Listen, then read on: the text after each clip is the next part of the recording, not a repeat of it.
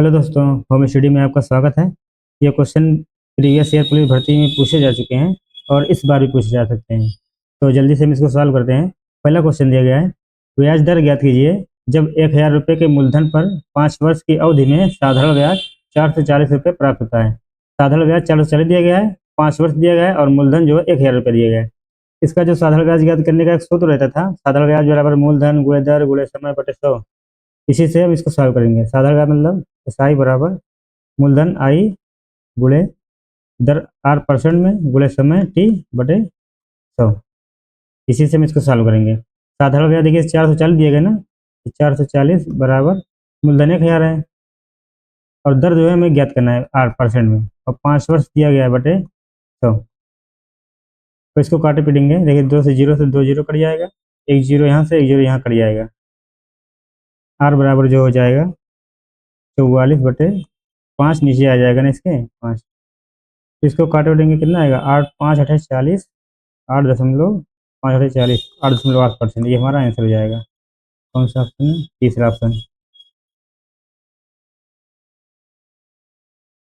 अगला क्वेश्चन दिया गया है, यदि एक वस्तु 300 रुपये में खरीदी गई और उस पर 50 रुपये मरम्मत के रूप में खर्च किए गए और इसे अंकित मूल्य पर 20% लाभ पर बेचा जाना चाहिए, जो कि लागत मूल्य का 110% है, तो आवश्यक बिक्री मूल्य रुपए में ज्ञात कीजिए। मतलब जो बेचा गया है SP हमें ज्ञात करना है, विक्रय मूल्य ज्ञात करना है। देखिए 300 रुपये में खरीदी गई और 50 रुपये मरम्मत में खर्च कर दिया गया, तो इसका मतलब जो इसका क्रय मूल्य हो गया CP हो गया टोटल 350 350 रुपये हो जाएगा। 350 रुपये ये इसका लागत मूल्य हो गया CP। और कह रहा है कि जो है ना, यहाँ से देखिए, जो कि लागत मूल्य का अंकित मूल्य जो है लागत मूल्य का 110% है। अब पहले MRP कितनी जाएगी ये हमें निकालना है। MRP बराबर हो जाएगा अंकित मूल्य 300, जो लागत मूल्य हो गया 350 का 100 मतलब 110%, 110 बटे 100। इसको काटेंगे 2 0 से, 2 0 कट जाएगा, गुणा करेंगे 11 पचे 55 के 5 हासिल 5, 11 3 33, 33 5 38, 385 रुपया, यह हो जाएगा हमारा MRP। तो हमें निकालना है SP विक्रय मूल्य। SP बराबर जो हो जाएगा, कह रहा है MRP का ना, इसे अंकित मूल्य MRP का मूल्य पर 20% लाभ पर बेचा जाएगा। 385 गुणे लाभ पर ना 20% मतलब 120 हो जाएगा। अगर हानि पे कहता तो 100 से घटा देते, लाभ कह रहा है तो 100 में जोड़ देंगे, 120 बटे 100% में दिया गया ना, बटे 100 कर देंगे। इसको काटिए, कितना आएगा, 0 से 0 कट जाएगा, 2 से कटेगा, 2 5 10, 2 6 12, 5 से ये कट जाएगा, 5 सत्ते 35, 3 और 0 ना, 5 सत्ते 35, गुणा करिए कितना आएगा, 6 सत्ते 42 के 2 हासिल 4, 6 सत्ते 42, 42 4 46, 462 रुपया, ये विक्रय मूल्य आ जाएगा, ये हमारा आंसर हो जाएगा 462, तीसरा ऑप्शन है। अगला क्वेश्चन दिया गया है, कह रहा है दो संख्याओं का महत्तम समापवर्तक और लघुत्तम समापवर्तक क्रमशः 2 और 72 है। बड़ी संख्या छोटी संख्या के 2 गुने से 2 अधिक है, तब छोटी संख्या ज्ञात कीजिए। देखिए दो संख्या मान ले रहे हैं A और B, ये छोटी संख्या हो गई और ये बड़ी संख्या हो गई, ठीक। और कह रहा है बड़ी संख्या जो है छोटी संख्या के 2 गुने से 2 अधिक है। बड़ी संख्या जो भी माने हैं हम, ये जो है छोटी संख्या के 2 गुने से, 2 गुना मतलब 2 है और फिर 2 अधिक है, +2 इसमें जोड़ देंगे, और तो बड़ी संख्या जो हो जाएगी 2 है +2 हो जाएगी। और एक सूत्र होता है पहली संख्या गुणे दूसरी संख्या बराबर लासा गुणे मासा, ये होता है ना, LCM गुणे HCF बराबर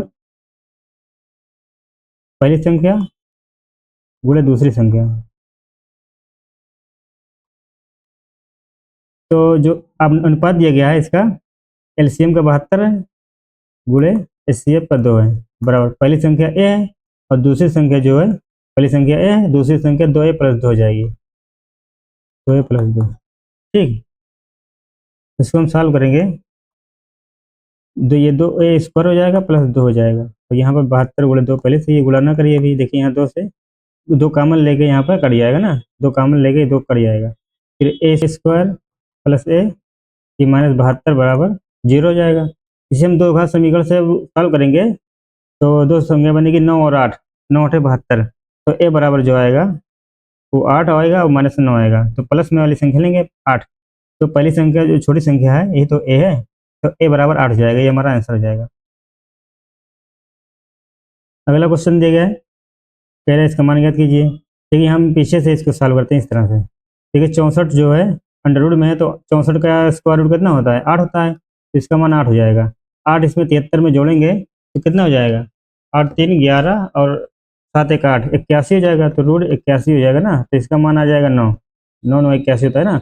अब 9 फिर 27 में जोड़ देंगे, 27 में 9 जोड़ेंगे कितना आएगा, 9 7 16 और 3 2 1 3 36, अंदर रूट 36 आ जाएगा।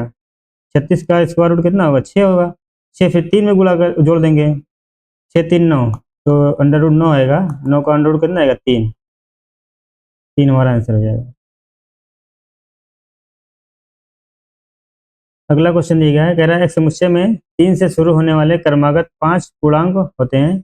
यदि समुच्चय में से सबसे बड़ा पूर्णांक हटा दिया जाए तो इस समुच्चय के औसत में कितने प्रतिशत की कमी होती है। देखिए एक समुच्चय बना देते हैं हम, इस तरह से रहता है मछलिया ब्रैकेट में। 3 से शुरू होने वाले क्रमागत 5 पूर्णांक, क्रमागत मतलब 3 4 5 6 7, ये जो है 5 संख्याएं हैं, 5 पूर्णांक क्रमागत 5, 1 2 3 4 5, ठीक है। और इसका जो है औसत पहले निकाल लेते हैं। इसका औसत निकालेंगे तो कितनी संख्या है, औसत कैसे निकाला जाता है, संख्याओं का योग बटे संख्याओं की संख्या। इसको जोड़ेंगे कितना आएगा, 4 से 7 5 12, 12 6 18, 18 7 25, 25 बटे 5, 5 संख्या ना, 5 से भाग देंगे, ये 5 से कट जाएगा, 55 25। और फिर कह रहा है कि और बड़ी संख्या अगर इसमें से हटा दी जाए, बड़ा पूर्णांक इस 7 को हटा दे दें, कितनी संख्या हो जाएंगी, हो जाएंगी 3 4 5 6, 4 संख्या हो गई। इसको जोड़ेंगे कितना आएगा, 18 आएगा, 18 बटे 4, 4 से काटेंगे, 4 से 16, 2 4 5 6 20, 4.5। देखिए इसमें कितने का अंतर है, 0.5 का अंतर है, तो 0.5 गुणे परसेंट पूछा गया ना, 0.5 गुणे 100 बटे पहले वाला बटे 5, 5 से काटेंगे, 5 दूनी 10 20, 5 दूनी 10, फिर 2500 होता है, लेकिन दशमलव लग जाएगा गम पे, ये 10% आ जाएगा। 10% ही हमारा आंसर हो जाएगा।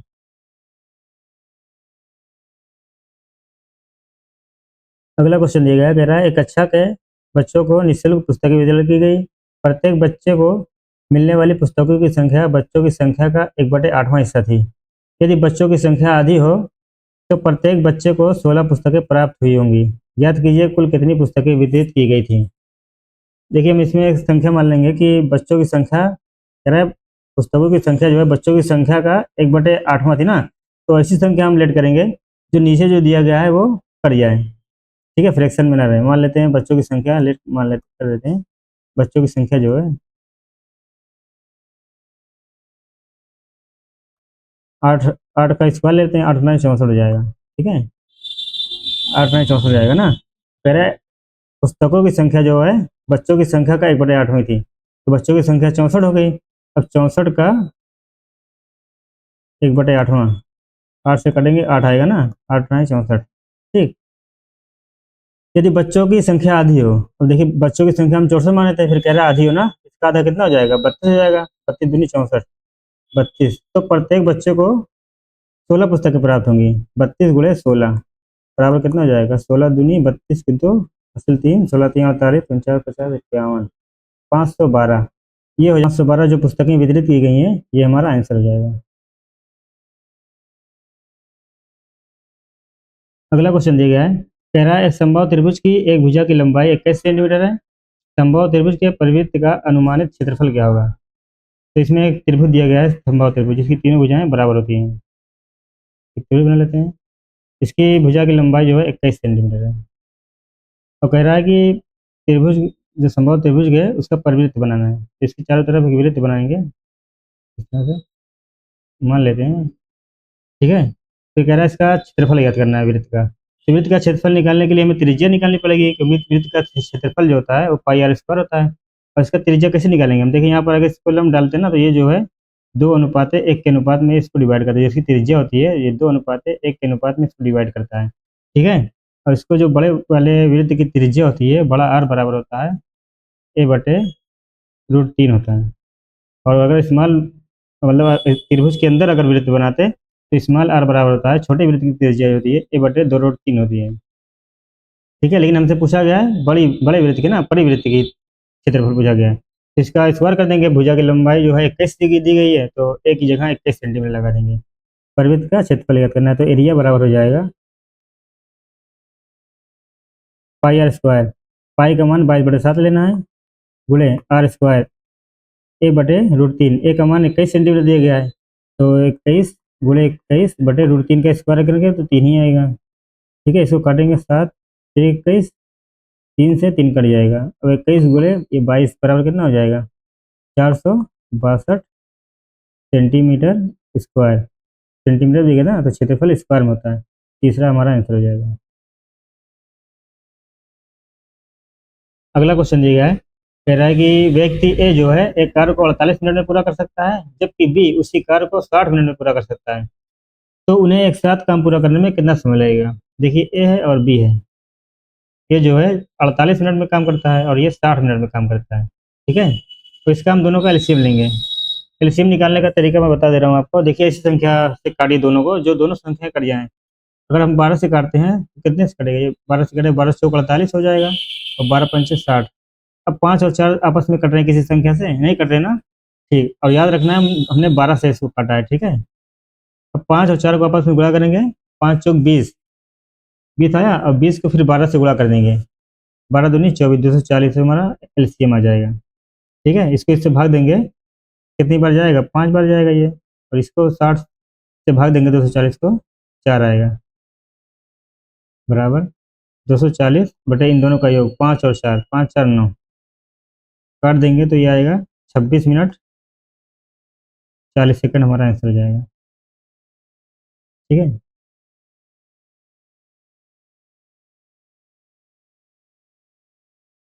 अगला क्वेश्चन दिया है कि एक आयत की लंबाई और चौड़ाई का अनुपात 6:5 है, और इसका क्षेत्रफल जो है 6750 सेंटीमीटर स्क्वायर है। तो आयत की चौड़ाई और क्षेत्रफल का अनुपात ज्ञात कीजिए। देखिए, यहाँ पर लंबाई और चौड़ाई का अनुपात दिया गया ना, लंबाई और चौड़ाई 6:5 दिया गया, तो हम इसको 6x और 5x भी मान सकते हैं ना, क्योंकि बीच में कुछ कटा होगा अनुपात में।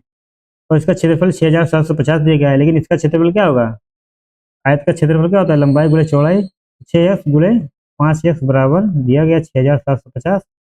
ठीक, इस जन दोनों को आपस में गुणा कर दिए, चाहे काट दीजिए पहले, एक्स को गुणा कर दिए, एक्स स्क्वायर बराबर जो हो जाएगा 6750 बटे 6 गुणे 5, गुणा कर देंगे, फिर काटने में दिक्कत होगी। देखिए, 5 से कट जाएगा ना, इसको 5 से काटेंगे, 5 एकम 5, 5 3 15, 2 17, 5 एवं 25, फिर 6 से काट देंगे। देखिए, 6 से कट रहा है,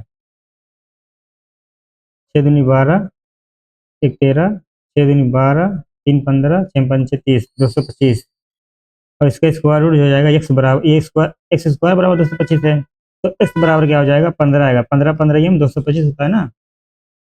अब पूछा गया चौड़ाई और क्षेत्रफल का अनुपात। चौड़ाई जो है 5x थी, तो 5 गुणे 15 कर देंगे, 5 गुणे 15 75 आ जाएगा, और क्षेत्रफल पहले से दिया था 6750। हमें इन दोनों में अनुपात ज्ञात करना है, चौड़ाई में और क्षेत्रफल में।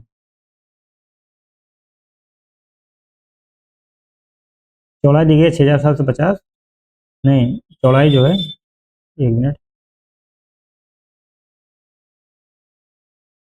है ना, 75 आया है, और क्षेत्रफल पहले से दिया था 6750। इसको काटिएगा, 75 से कट जाएगा, चाहे पहले से काट लीजिए, 5 से काट लीजिए, 15 से काट लीजिए, इसको काटेंगे तो हमारा आंसर आएगा 1:90। ये हमारा आंसर आएगा। अगला क्वेश्चन दिया गया है, कह रहा है कि नीचे दी गई संख्याओं में से कौन सा वर्ग संख्या नहीं है, मतलब ऐसी कौन सी संख्या है जिसका हम पूर्ण वर्ग नहीं निकाल सकते हैं। देखिए, 1225 जो है ये 35 का स्क्वायर रूट है, और ये 2025 ये 45 का है। 25 25 यही हमारा आंसर हो जाएगा। ये जो है स्क्वायर रूट पूरा पूरा नहीं, दशमलव में आएगा, तो 42 25 ये 65 का है। ठीक है, प्ले लिस्ट में जाके आप स्क्वायर रूट और क्यूब रूट निकालने की जो ट्रिक है वो आपको इस चैनल की प्ले लिस्ट में मिल जाएगी, आप जाके देख सकते हैं। आप किसी भी संख्या का स्क्वायर रूट और क्यूब रूट आसानी से निकाल सकते हैं।